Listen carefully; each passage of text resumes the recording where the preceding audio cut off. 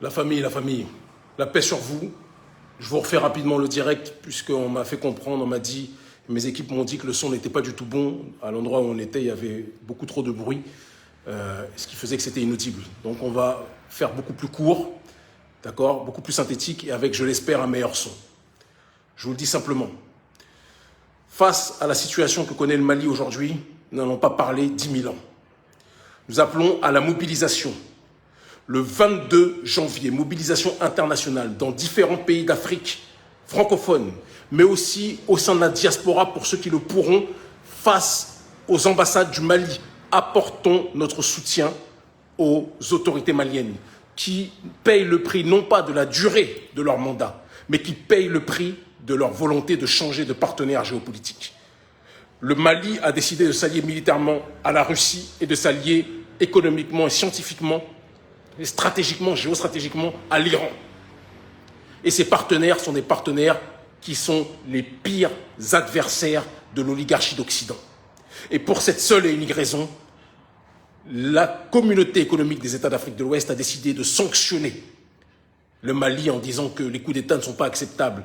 Et quand on sait que ça vient de Nana Akufo-Addo, qui est à la tête d'un pays qui a été plus que jamais consolidé par un homme qui a fait un coup d'État, en l'occurrence Jerry Rawlings, et qui n'a pas respecté les histoires de 5 ans, etc.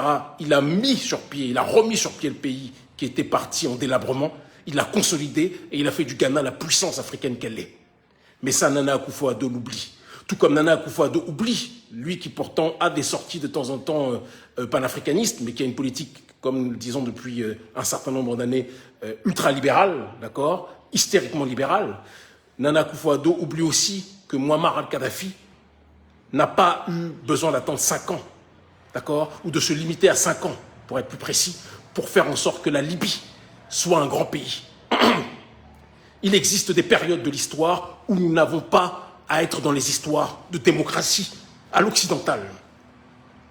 Ce qui compte, c'est la jonction des forces entre la souveraineté africaine issue de la société civile et une volonté patriotique issue de la dynamique des militaires. Et quand ces deux forces s'allient, on va dans une direction d'élévation.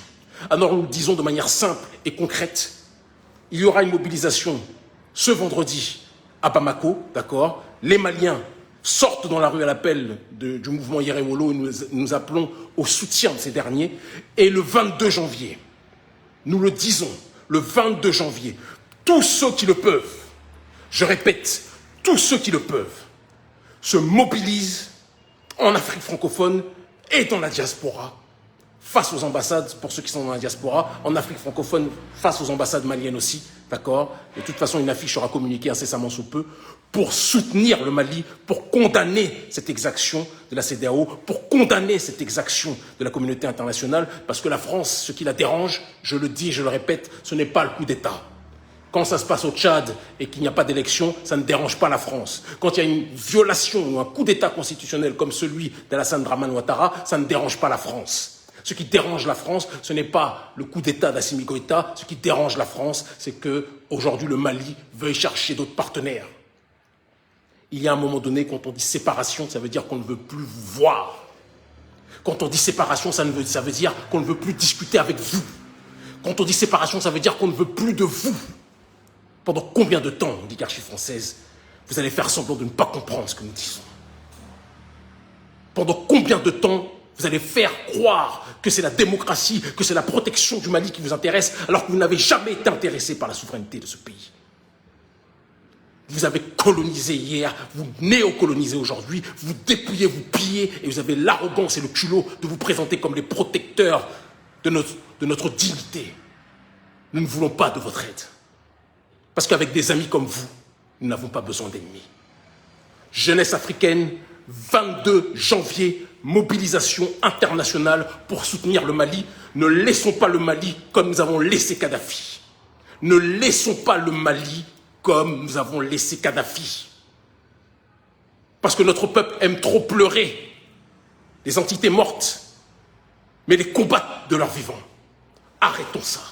L'Afrique libre ou la mort, nous vaincrons. Ils finiront par comprendre.